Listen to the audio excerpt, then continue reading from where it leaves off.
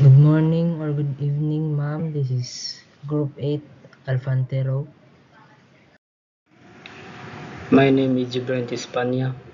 My topic is strategic management and stage of strategic management. The concept of strategic management originated in the military with the word strategy deriving from the Greek strategos.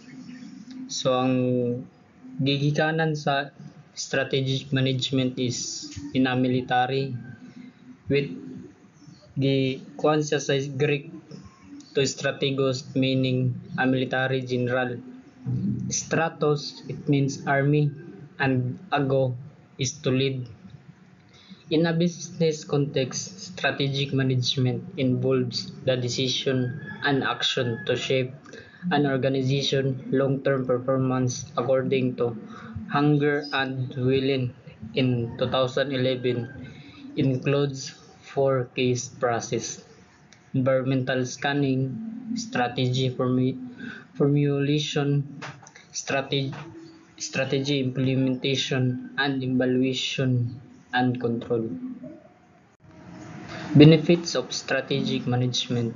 Number one, it allows an organization to be more proactive than reactive in shaping its future, exerting control over it defined. So, ang pasabot ani is ibig sabihin imbis na maghintay lang ng mga mangyayari at saka lang kikilos ang organisasyon ay gumagawa na ng mga plano hakbang para maimpluwensyahan at maganda ang direksyon ng kinabukasan nito. Number 2, it generates understanding and implement from managers and employees. So, ibig sabihin ay pamagitan ng maayos na strategic management, naunawaan ng lahat ng organisasyon kung ano ang direksyon, layunin at plano ng kumpanya. Dahil dito, mas maging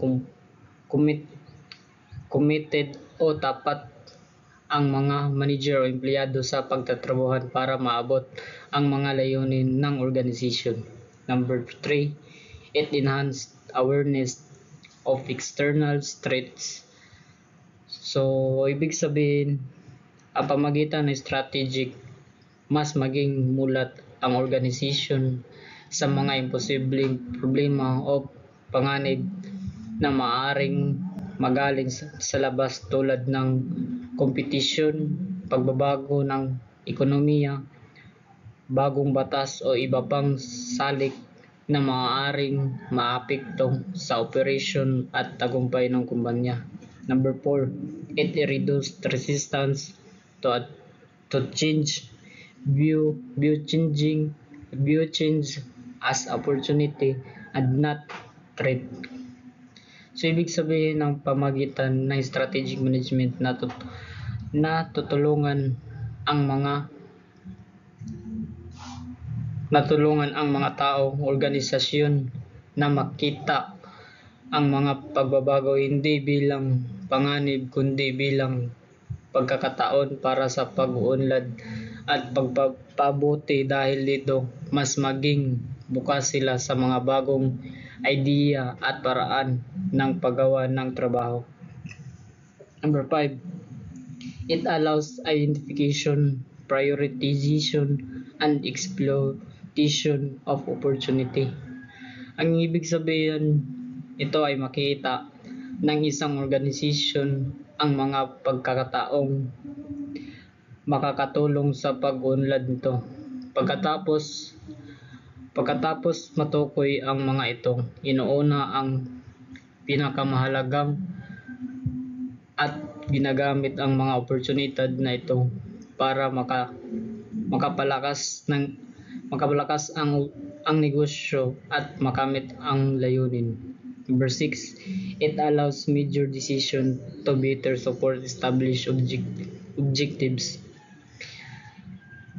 Sa pamagitan ng strategic management, Ang bawat malaking desisyon na ginagawa ng kumpanya ay naayos at nakakatulong para maabot ang mga plano at layunin na dati nang itinakda. Sa ganitong paraan, magkakaroon ng malinaw na direksyon at iisang patutunguhan ang lahat ng desisyon ng organisasyon.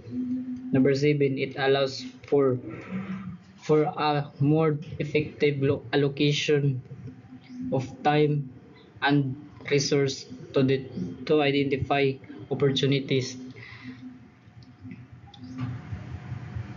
Mas magagamit ng tama at wasto ang oras, pera at iba pang resources ng organisasyon sa mga bagay oportunidad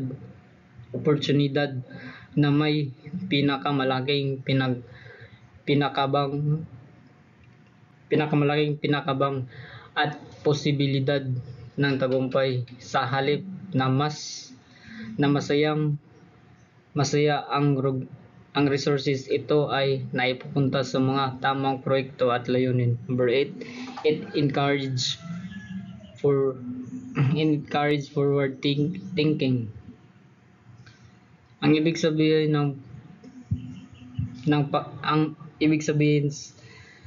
natutulungan ang organisasyon na lang huwag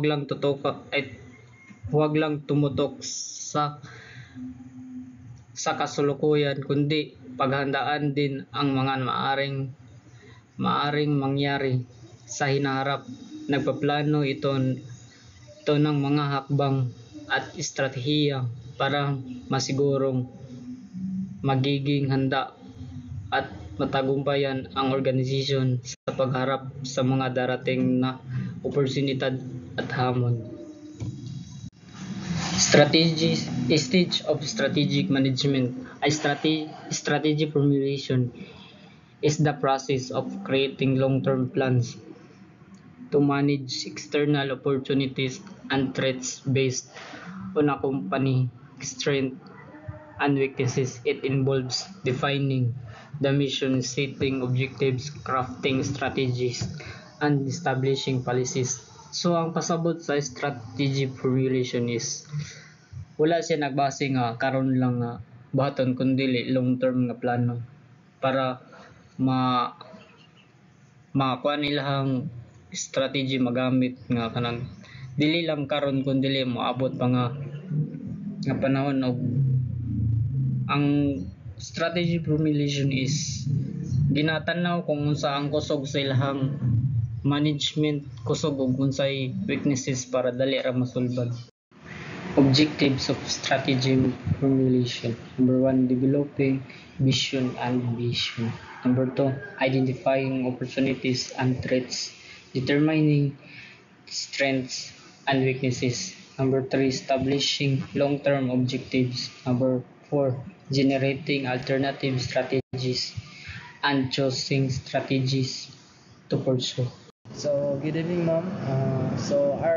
My report is strategy implementation. So, what is strategy implementation? So, this is the process of executing strategies and policies through programs, so budgets and procedures. So, it may require changes in organizational structures or management system. So, strategy implementation, it may to change or set some programs by budgets and procedures. So it says that it needs to improve it improves the certain organizations or management. So the key objectives of this strategy implementation is to establish annual objectives, devise policies, motivate employees, allocate effectively. So, organizational structures and control system are designed to align with the choosing strategy. So their objectives is to motivate some employees. So, it made this to improve or strategy implementation the word improvement for certain organizations. Then the next one is strategy evaluation. So the word evaluation is to analyze or evaluate some performance. So strategy is the process of what what are the plans or strategy to accomplish some certain objectives. So monitoring corporate or agency activities and performance to compare actual results with desired outcomes. So feedback is just corrective action. So strategy evaluation is to monitor some activities for a certain strategy or organizations. Why is improving or wala ba siya nag-improve or need ba siya nato ba i-improve. So unsa to mga past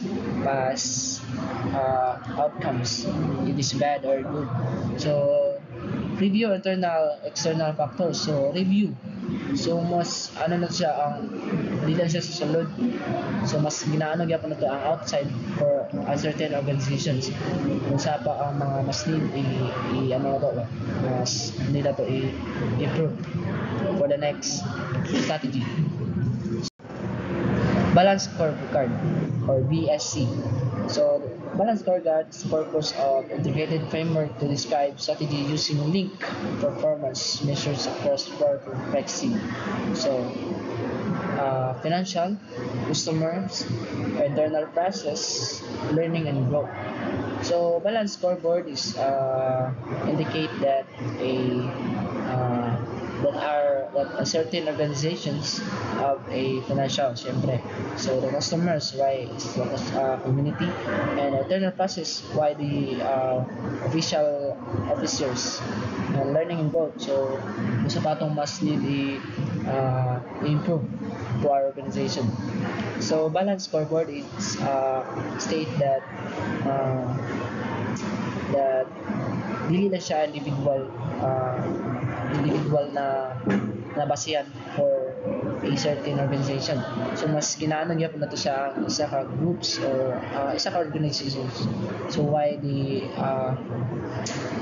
need to balance some strategy for our management system. That's all.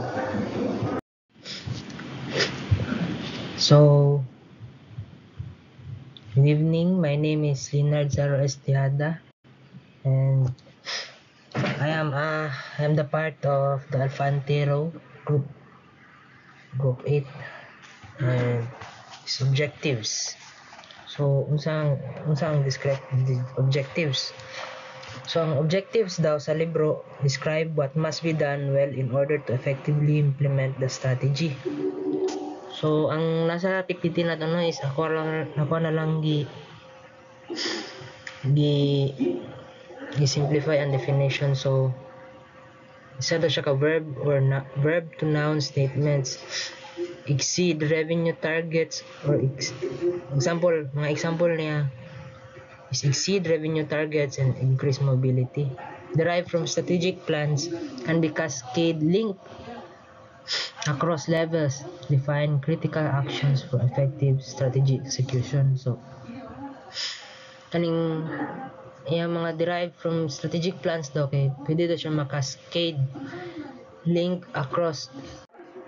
So, cascade link across levels. So, mga gagmay nga pwede siya mag-link nga gagmay if na niyo define critical actions for effective strategy execution. Siya mag-define sa mga critical actions for the effective strategy execution. Strategy map, a visual representation of an organization's strategy showing alignment with mission, vision, and cause and effect relationship among objectives. So, ang strategy map daw is a visual representation of an organization. PPT nila sa ilang organization strategy showing alignment with mission, vision. Sa ngayon ba ilang gusto nila pangbuhat sa mission, vision o cause and effect relationship sa ilang objectives. Structure typically includes 4 perspectives.